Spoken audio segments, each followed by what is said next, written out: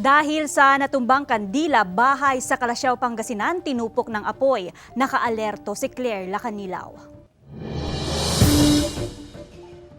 Makapal na usok at naglalagablab na apoy ang bumalot sa isang bahay sa Barangay San Miguel, Kalasyaw, Pangasinan. Ayon sa may-ari, nagmula raw ang sunog sa natumbang kandila sa altar habang siya ay nagdadasal. Naging emosyonal pa ang ilang biktima habang nasusunog ang kanilang bahay. Yung altar na nandoon sa isang kwarto na malaki, apulan.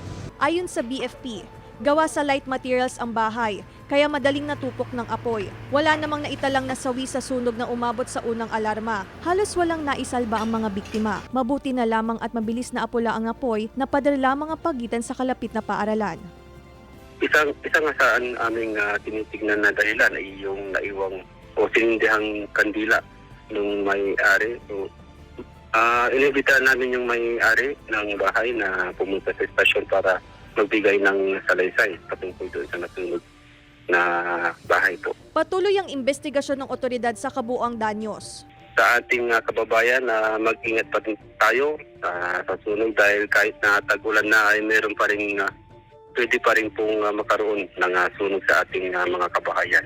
Kasama si Jing Dakanay, Claire Lacanilaw, Balitang Amyanan.